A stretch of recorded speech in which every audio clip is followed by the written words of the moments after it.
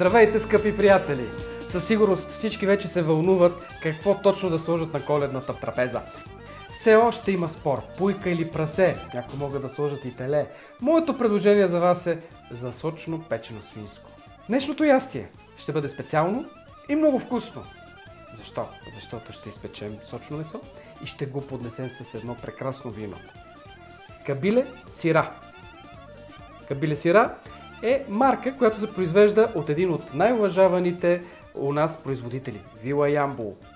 Винарната произвежда вино от собствени лозя и се гордее с факта, че е наследила дългогодишни традиции във винарството от този регион. Когато имаме печено месо, го поднасяме с вкусен сос. И точно този сос ще го направя благодарение на комплекса от аромати и букети, които притежава Сира.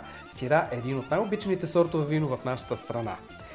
Избираме парче свински врат, желателно да е без кост. Когато месото е с кости, е по-капризно за печене. Това, което трябва да се направи в началото е да се посоли.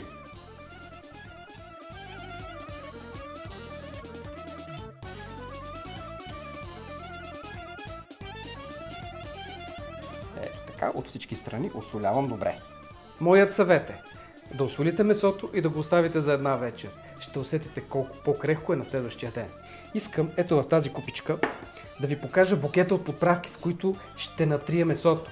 В купата с брашно ще сложа червен пипер, кимьон, черен пипер и чубрица. Каква е задачата сега? Брашното ще запази част от соковете в месото. Затова сега започвам да поръсвам обилно от всички страни.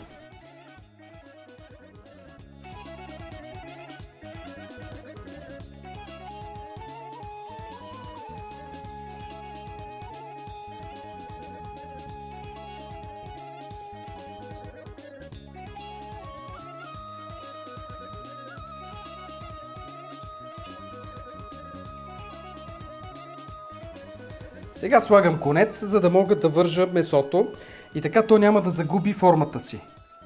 Ако нямате конец, не е проблем, но това е конец за печене, в повечето магазини може да се открие. Просто искам да запазим формата, защото месото е с много вода. Тази вода кипи в един момент по време на печенето, месото се надува и губи формата си. Това е целта.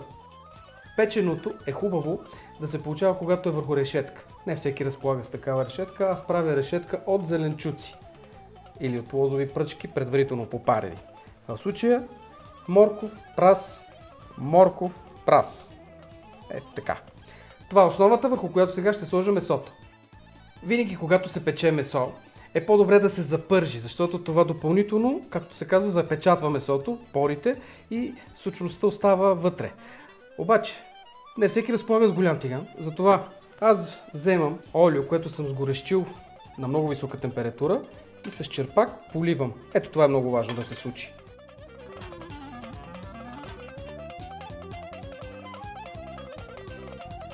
И реших да направя и гарнитурата с няколко картофа.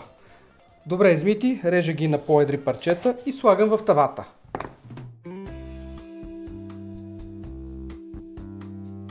На този етап не се слага течност.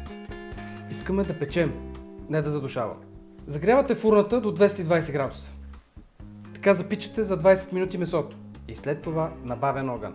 Продължавам печенето при температура от 150 градуса. Според големината на месото, времето е различно за изпичане. В случая, за 2,5 кг свински врат, около 3 часа. Ако искаме да бъде леко розова сърцевината. Аз измервам с термометър вътрешната температура и щом достигне 72 градуса, приключвам печенето. Проверявате с дървено шишче. Ако сока, който излиза от месото е бистър, значи е готово. Но на мен месото ми харесва с розов цвят и вътрешна температура от 70 градуса. Не го обичам препечено, защото е сухо.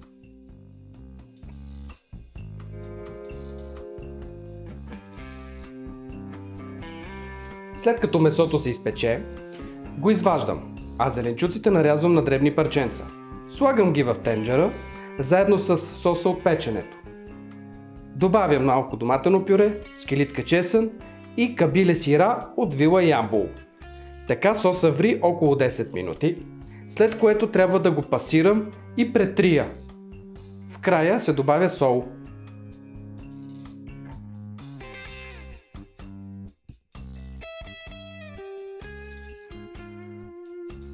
След като пасирах добре всичко, соса го претривам през финна цедка, за да извлека максимално всички аромати и вкусове и да полеем изпеченото месо.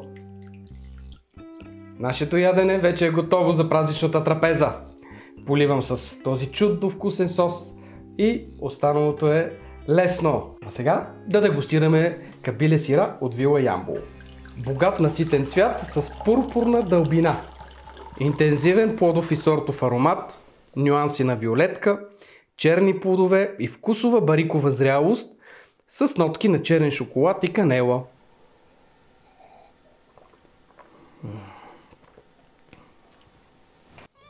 Това вино е добре да знаете, че се сервира при температура от 16-18 градуса. Така най-добре усещате всички негови характеристики.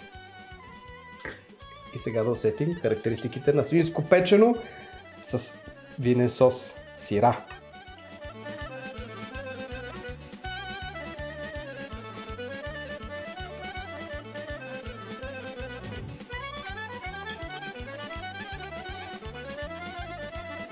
Чудно е! Прекрасно изпечено месо. Хубавата новина е, че можете да намерите марката кабиле на вила Ямбол в така наречените кутии с вино от 3 литра. Скъпи приятели, радвам се, че успях да споделя една празнична рецепта, която не е трудна, но иска търпение и внимание. Винаги когато го влагате, ще имате успехи на трапезата. Светли празници и хубави мигове с всички любими хора. Довиждане!